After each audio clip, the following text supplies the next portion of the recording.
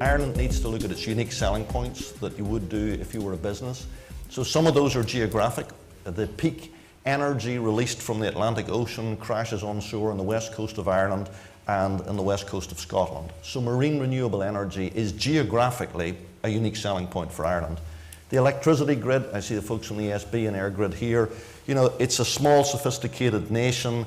It's distributed with rural and cities. We own the electricity grid in Northern Ireland, almost the only case in the world where one country owns the electricity grid in another. And so you can play there. That's about smart metering. It's about looking at supply and demand. It's about putting renewables into the grid. Those are areas where you can have a unique strength. It's the constellation of multinational companies in pharmaceuticals, ICT, medical devices, how they converge and how they can be leveraged within the academic system.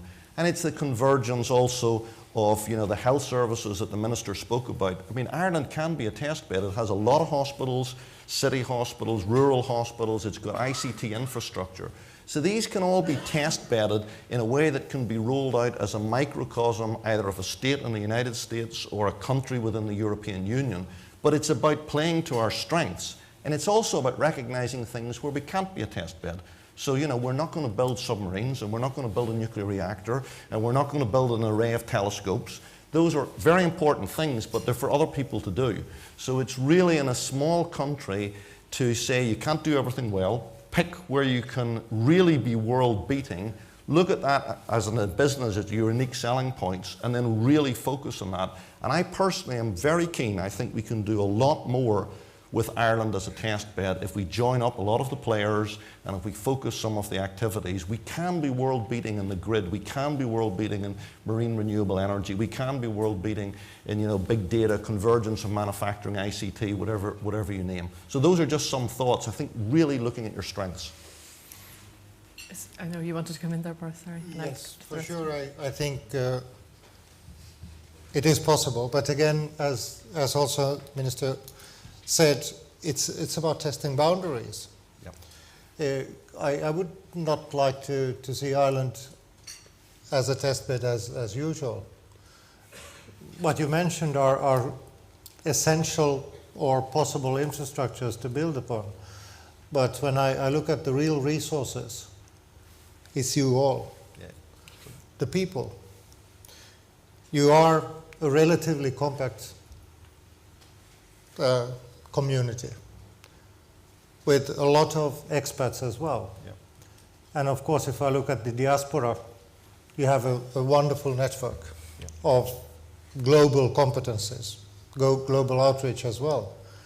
So again, build on that. And as I said, and still I need to reflect also to what you said.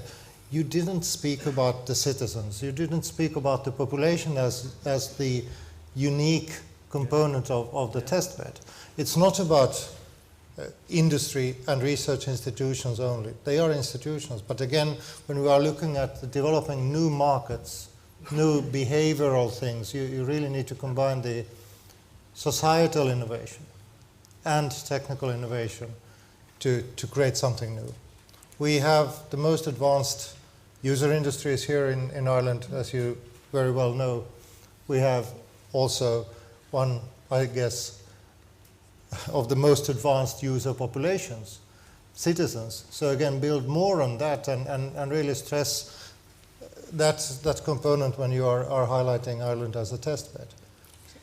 And I know Brian is trying to come in there. Yeah, if I can take one example, last weekend we had the Global Irish Economic Forum, and we proposed an initiative there which got a great deal of traction, which I think draws together a lot of what Bror and Mark have been saying. One of the biggest global challenges and global opportunity is around ageing. I mean, there's a tsunami coming. It's coming to countries like Japan and China earlier than Ireland, but it's a massive, it's estimated at 100 billion euro already, and it's about innovation in products, services, initiatives. We proposed Ireland as a global hub, a global test bed for innovation for the ageing population, for the very reasons that you've just heard. If I take just the research and technology aspects, just recently Fujitsu from Japan headquarters had to pick a location to develop smart aging technology, and as Regina Moran would often say, they could have gone anywhere. They picked Ireland and they connected 3 research hubs, the Casala at DKIT in Dundalk, the Trill Centre at UCD, and the Clarity and Insight researchers at DCU, deeming those to be world-class in what they wanted. In terms of the citizen, Ireland is most advanced in terms of age-friendly cities, age-friendly counties, age-friendly communities, and there's a massive cohort. Soon every county in Ireland will be deemed age-friendly, and will have the older adult groups defining their needs, and there's a whole articulation of need coming from that community itself.